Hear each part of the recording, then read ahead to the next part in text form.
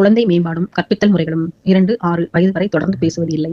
திக்கி பேசும் குழந்தைகள் 169. எது மனப்பிறல் தாழ்வுகளுக்கு வழி வகுப்பதில்லை. அடக்கி வைத்தல் 170. குழப்பம், கூச்சம், பொறாமை, தற்பெருமை, குற்ற உணர்வு போன்ற உணர்ச்சிகளை எவ்வாறு அணைக்கலாம். சிக்கலான மனவெழுச்சிகள் 171. மரபின் தாக்கம் எப்பொழுது தெரிகிறது. பிறப்பின் போது. 172. சூழ்நிலையின் தாக்கம் எப்போது தெரிகிறது. வளரும் போது. 173. உடல் பெருக்கம் என்பது உடல் நிறையும் உயரம் அதிகரித்தல். 174. உடல் உறுப்புகள் தாமதமாகவே வளர்ந்து பக்குவம் அடைவதற்கு என்ன பெயர். முதிர்ச்சி. 175. வளர்ச்சி நிலை எந்த வயதில் ஒரு திரளாக உடல் பெறுகிறது. வயதில். 176. பிறக்கும் போது குழந்தையின் சராசரி எடை 3 கிலோ. 177. முன்பருவ கல்வி வயது என்பது 3-5 வயது. 178. மனித வாழ்க்கையின் காலகட்டத்தில் முதல் வளர்ச்சிசார் பருவம் குழவி பருவம். 179. தலைமுறை இடைவெளி எந்த பருவத்தினருக்குரிய பிரச்சனையாகும். பின் குமரி பருவம். 180. குமரி பருவம் புயலும் மழையும் நிறைந்த பருவம் என கூறியவர் ஸ்டானி ஹால். 181. தனிமனித வேறுபாட்டின் முக்கிய காரணிகள் மரபு சூழ்நிலைகள். 182. எந்த வயதில் ஒரு குழந்தையானது பாட்டி மற்றும் அம்மா இவர்களுக்கிடையே வேறுபாடு காண்பிக்கிறது. 18வது மாதத்தில். 183.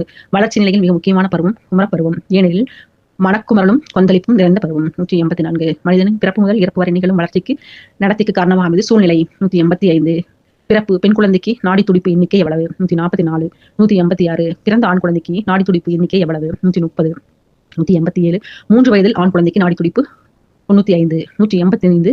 88. 3 வயதில் பெண் குழந்தைக்கு நாடி துடிப்பு 90. 204. உயர்நிலை பள்ளியில் படிக்கும் மாணவர்கள் எந்த பருவத்தினர் முன் குமரப்பருவம்.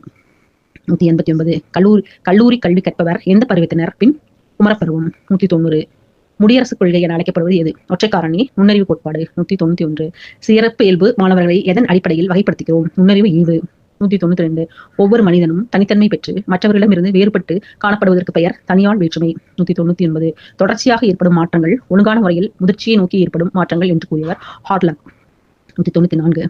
ஹூக்ஸ் குடும்பங்களை ஆராய்ச்சி செய்தவர் டக்கேல். 195. காலிகோ குடும்பங்களின் ஆராய்ச்சி செய்தவர் கட்டார்ட். 196. பியாஜெவின் அறிதல் திறன் வளர்ச்சி கோட்பாட்டினை எந்த உளவியல் அறிஞர் அறிதல் திறன் வளர்ச்சி கோட்பாட்டுடன் ஒப்பிடலாம். கூறுனார். 197. சூழ்நிலைக்கு மற்றொரு பெயர் செயற்கை. 198. மரபு மற்றொரு பெயர் இயற்கை. 215.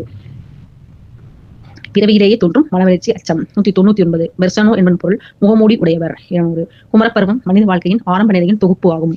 ராஸ். லைக் பண்ணுங்க, ஷேர் பண்ணுங்க, சப்ஸ்கிரைப் பண்ணுங்க, மறக்காம கமெண்ட் பண்ணுங்க. தேங்க்யூ.